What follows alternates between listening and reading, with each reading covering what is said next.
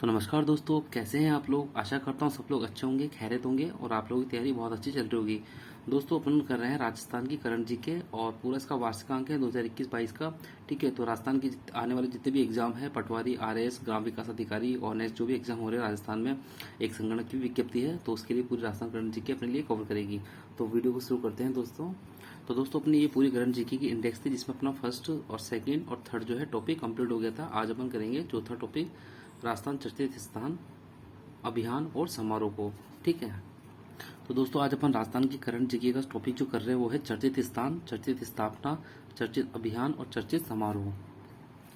तो अपना है 8 अगस्त 2021 को प्रदेश के किस स्थान पर जय मिनेश आदिवासी विश्वविद्यालय का शिलान्यास किया है, तो वो है रानपुर कोटा में। ठीक है, तो 8 अगस्त 2021 को जो है प्रदेश के किस स्थान पर, रानपुर कोटा स्थान पर जय मिनेश आदिवासी विश्वविद्यालय, कौन सा विश्वविद्यालय, जय मिनेश आदिवासी विश्वविद्यालय का शिलान्यास किया गया है।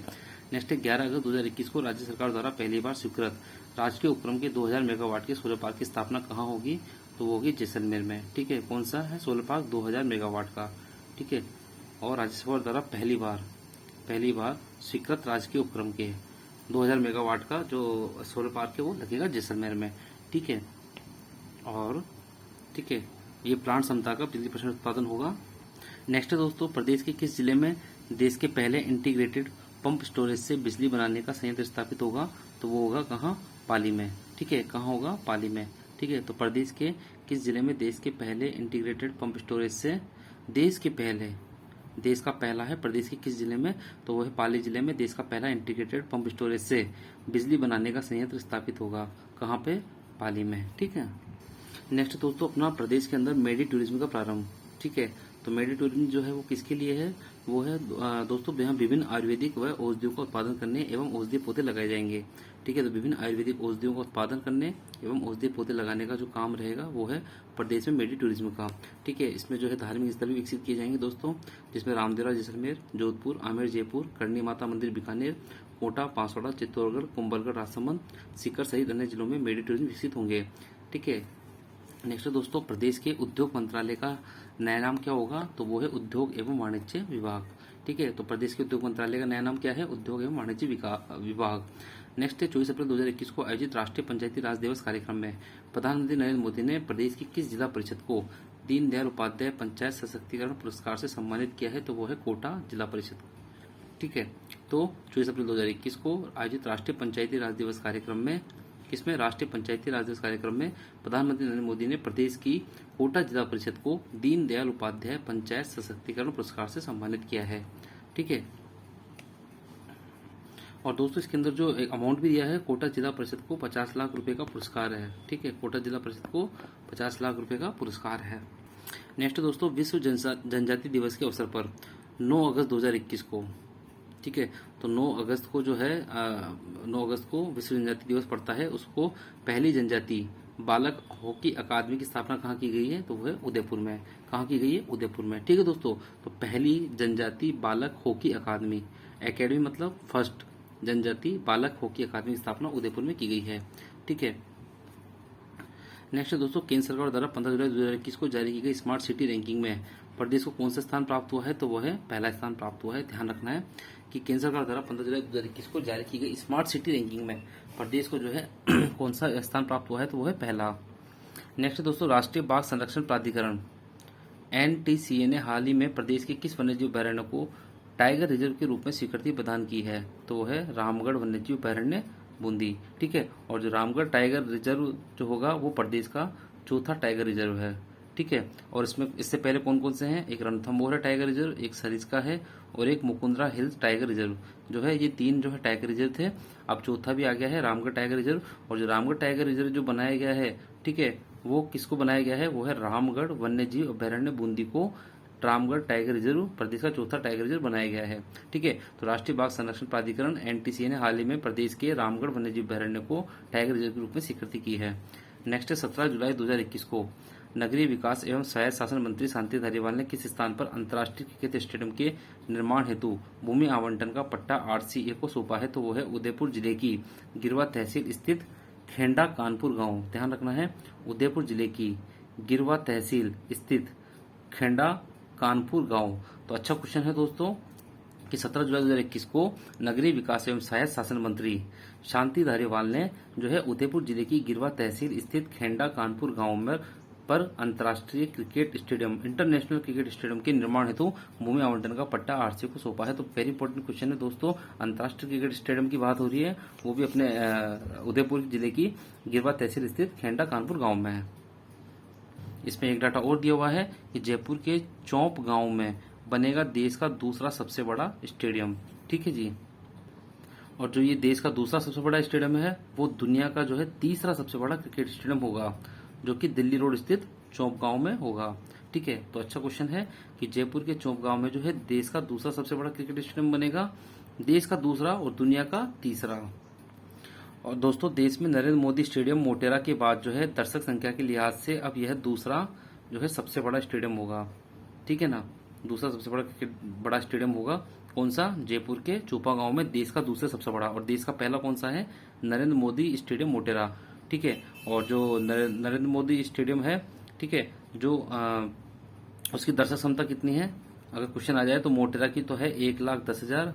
ठीक है, और जो मेलबोर्न में है तो उस मेलबोर्न में कितना है? 1,24,000। ठीक है, तो यहाँ 1,10,000 है, सेकंड पे 1,24,000। ठीक है, नेक्स्ट है भारत निर्वाचन आयोग द्वारा मतदाता सूचियों के निस्तारण में किस राज्य को प्रथम स्थान पर रखा है? तो वो है अपना राजस्थान राज्य है। ठीक है, तो भारत निर्वाचन आयोग द्वारा मतदाता सूचियों के निस्तारण में राजस्थान राज्य को प्रथम स्थान पर रखा है। नेक्स्ट है प्रदेश का दूसरा ग्रीनफील्ड एयरपोर्ट, जिसके लिए जुलाई 2021 में राज्य सरकार ने 1250 एकड़ भूमि निःशुल्क आवंटित की है, तो वो है शंभूपुरा क्षेत्र कोटा। ठीक है, तो प्रदेश का दूसरा ग्रीनफील्ड जो है एयरपोर्ट, जिसके लिए जुलाई 2021 में राज्य सरकार ने 1250 एकड़ भूमि निःशुल्क आवंटित की है दूसरे ग्रीनफील्ड एयरपोर्ट के लिए। किसके लिए? प्रदेश का दूसरा ग्रीनफील्ड एयरपोर्ट है, कहाँ? शंभूपुरा क्षेत्र कोटा। ठीक है जी, नेक्स्ट दोस्तों प्रदेश का नया ग्रीनफील्ड इंटरनेशनल एयरपोर्ट, कौन सा इंटरनेशनल एयरपोर्ट कहाँ बनेगा? तो वो है कोट कासिम अलवर में। कहाँ है? कोट कासिम अलवर में। तो प्रदेश का दूसरा ग्रीनफील्ड एयरपोर्ट तो बनेगा शंभू क्षेत्र कोटा में। ठीक है, और प्रदेश का नया ग्रीनफील्ड इंटरनेशनल एयरपोर्ट कहाँ बनेगा? कोट कासिम अलवर में। ध्यान रखना है, इंटरनेशनल है ये। नेक्स्ट है ई युवा सेंटर की स्थापना किस यूनिवर्सिटी के द्वारा की जा रही है? तो वो है राजस्थान यूनिवर्सिटी के द्वारा। ठीक है जी, तो ये जो है इनोवेशन किसके द्वारा किया जा रहा है? तो जो वो राजस्थान यूनिवर्सिटी के वो है जैव प्रौद्योगिकी उद्योग अनुसंधान परिषद ने इनोवेशन क्लस्टर को युवा सेंटर के रूप में विकसित करने की स्वीकृति दी है। ठीक है, और प्रोफेसर राजीव जैन जो है वो वर्तमान में राजस्थान यूनिवर्सिटी के कुलपति है। ये भी अच्छा क्वेश्चन बन सकता है दोस्तों। तो राजीव जैन है वर्तमान में राजस्थान यूनिवर्सिटी के कुलपति हैं, और ई युवा सेंटर की जो स्थापना है वो कौन सी यूनिवर्सिटी कर रही है? वो है राजस्थान यूनिवर्सिटी। नेक्स्ट है भारतीय दूरसंचार विनियामक प्राधिकरण ट्राई द्वारा जारी की गई 19 राज्यों की टेली डेंसिटी रिपोर्ट में राजस्थान प्रदेश का कौन सा स्थान रहा है? तो वो रहा है 13वां स्थान। ठीक है, तो टेली डेंसिटी रिपोर्ट में, कौन सी रिपोर्ट में? टेली डेंसिटी रिपोर्ट में। किसके द्वारा? ट्राई के द्वारा। प्रदेश का कौन सा स्थान रहा है? 13वां स्थान रहा है। नेक्स्ट दोस्तों, जून 2021 में केंद्र सरकार ने राजस्थान के कितने नए जिलों को नागरिक सुरक्षा जिले घोषित किया है? तो वो है 12 जिले। ठीक है, तो इन 12 जिलों को केंद्र सरकार ने राजस्थान के 12 जिलों को नागरिक सुरक्षा जिले घोषित किया है। कौन सा? नागरिक सुरक्षा जिले घोषित किया है। ठीक है दोस्तों, जो अब तक जो है पहले 21 जिले नागरिक सुरक्षा जिले की श्रेणी में थे। राजस्थान पहला राज्य है जहां सभी जिले नागरिक सुरक्षा वाले जिले घोषित कर दिए गए हैं। ठीक है दोस्तों, तो अभी जो वर्तमान में कितने घोषित किए हैं नागरिक सुरक्षा, वो है 12, और पहले कितने थे? 21। और राजस्थान पहला राज्य है जहां सभी जिले जो है नागरिक सुरक्षा वाले जिले घोषित हैं। ठीक है दोस्तों, सॉरी। नेक्स्ट है जून 2021 में प्रधानमंत्री आवास योजना के तहत प्रदेश के किस जिले को देश में दूसरा स्थान मिला है? तो वो है डूंगरपुर। ठीक है, तो जून 2021 में प्रधानमंत्री आवास योजना के तहत जो है प्रदेश के किस जिले को देश में दूसरा स्थान मिला है? तो वो है डूंगरपुर। ठीक है जी, तो प्रधानमंत्री आवास योजना के तहत 93,128 लोगों के आशाने का सपना साकार करके राजस्थान में तो प्रथम डूंगरपुर है, और देश भर में दूसरा स्थान अर्जित करके इतिहास रचा है। किसने? डूंगरपुर ने। ठीक है, तो प्रधानमंत्री आवास योजना के तहत जो राजस्थान का प्रथम जिला कौन सा है? डूंगरपुर। और देश का जो है दूसरा स्थान किस है? उदयपुर का। देश में तो दूसरा है और राजस्थान में पहला है डूंगरपुर।